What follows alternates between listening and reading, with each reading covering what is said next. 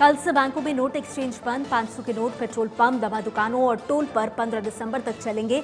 500 के पुराने नोट से मोबाइल रिचार्ज करा सकेंगे, लेकिन 1000 का नोट कहीं नहीं चलेगा, सिर्फ बैंक में जमा होगा। नोटबंदी के 16वें दिन भी कैश की भारी किल्लत। देश के कई इलाकों में बैंकों में नहीं है पैसा, लाइन में खड़े लोग मायूस लौटे। नोटबंदी पर केंद्र सरकार ने सुप्रीम कोर्ट में हलफनामा दायर किया। हलफनामे में कहा 70 साल के ब्लैक मनी के बोझ को सरकार ने खत्म करने का प्रयास किया है। सरकार के पास नोटबंदी का अधिकार है। नोटबंदी से अर्थव्यवस्था की रफ्तार थमी। पहले 50 दिन में ही 1,28,000 करोड़ के नुकसान का अनुमान। देश भर के 1,10,000 एटीएम से 500 और 2000 के नए नोट निकलने शुरू। तकनीकी बदलाव के बाद अब एटीएम में एक बार में 44 लाख रुपए लोड होंगे। आज से बिग बाजार में भी कार्ड के जरिए 2000 रुपए निकलने शुरू। ये सुविधा आपको देश के 258 बिग बाजार के स्टोर्स पर मिलेगी। नेशनल हाईवे के टोल नाकों पर अब 2 दिसंबर तक नहीं लगेगा टोल टैक्स। कैश की किल्लत की वजह से सरकार ने टोल फ्री की मियाद बढ़ाई।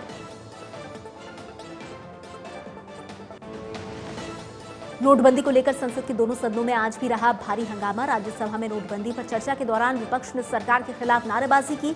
कहा झूठे वादे बंद करो, काला धन वापस लाओ। केंद्रीय मंत्री राजनाथ की आज नोटबंदी पर बुलाई बैठक का विपक्षी दलों ने बॉयकॉट किया। विपक्षी दलों के नेताओं ने बैठक कर 28 नवंबर तक सरकार से कोई बात न करने का फैसला किया है। लोकसभा में समाजवादी पार्टी के सांसद अक्षय यादव ने स्पीकर सुमित्रा महाजन की कुर्सी की तरफ कागज फाड़कर फेंका। नोटबंदी पर हंगामे के बाद लोकसभा की कार्यवाही स्थगित करनी पड़ी। राज्यसभा में चर्चा के दौरान पूर्व प्रधानमंत्री मनमोहन सिंह बोले, नोटबंदी लूट की तरह 2% तक गिर सकती है विकास दर। पूर्व प्रधानमंत्री मनमोहन सिंह पर वित्त मंत्री अरुण जेटली का पलटवार। बोले, जिनके राज में घोटाला हुआ वो काले धन पर बोल रहे हैं। नोटबंदी पर राज्यसभा में एसपी सांसद नरेश अग्रवाल ने कहा, सरकार ने यूपी चुनाव को देखते हुए हड़बड़ी में नोटबंदी का फैसला लिया। गरीब परेशान है, जनधन खातों की जांच गलत। नोटबंदी पर मोदी सरकार के सर्वे को बीजेपी सांसद शत्रुघ्न सिन्हा ने प्रायोजित बताया। ट्वीट कर कहा, नोटबंदी से गरीब और जरूरतमंद बेहाल है। नोटबंदी पर पीएम मोदी के सर्वे पर मायावती ने कहा, जनता की राय लेनी है तो चुनाव करा लें। सरकार ने कहा, यूपी में होने वाले हैं चुनाव। यूपी के सीएम अखिलेश यादव की संसद के सेंट्रल हॉल में पीएम मोदी से मुलाकात। पीएम से मुलाकात कर कहा, नोटबंदी से लोग परेशान। मायावती का अखिलेश यादव पर निशाना। अखिलेश को समाजवादी पार्टी का बबुआ बताते हुए कहा कि वो नोटबंदी के मुद्दे पर जनता की सुनने के बजाय प्रधानमंत्री मोदी को खुश करने में लगे। दिल्ली के सीएम अरविंद केजरीवाल नोटबंदी के खिलाफ अगले महीने अलग अलग शहरों में रैली करेंगे। 1 दिसंबर को मेरठ से रैली की शुरुआत, 7 दिसंबर को मोदी के संसदीय क्षेत्र वाराणसी जाएंगे। नोटबंदी पर सरकार के सर्वे से अलग सोशल मीडिया प्लेटफॉर्म पर लोकल सर्कल की तरफ से कराए गए सर्वे में पता चला है कि आने वाले हफ्तों में जनता खर्च में कटौती का मन बना चुकी है।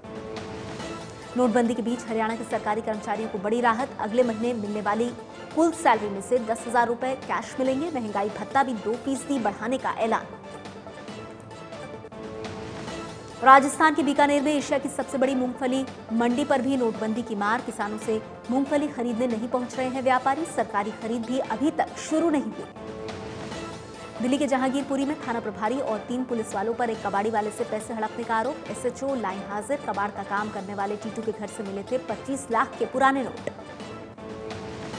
कल बेंगलुरु में लूटी गई कैश वैन बरामद। वैन से 45 लाख रुपए और एक गन मिली। कल वैन का ड्राइवर 1 करोड़ 37 लाख रुपए से भरी कैश वैन लेकर फरार हो गया था। यूपी के गाजीपुर में शहीद मनोज कुशवाहा का अंतिम संस्कार 2 दिन पहले जम्मू कश्मीर के माचुल सेक्टर में हुए थे शहीद। नाबालिग से रेप के आरोपी आरजेडी के निलंबित विधायक राज बल्लभ की जमानत सुप्रीम कोर्ट से रद्द। पटना हाईकोर्ट ने दी थी जमानत।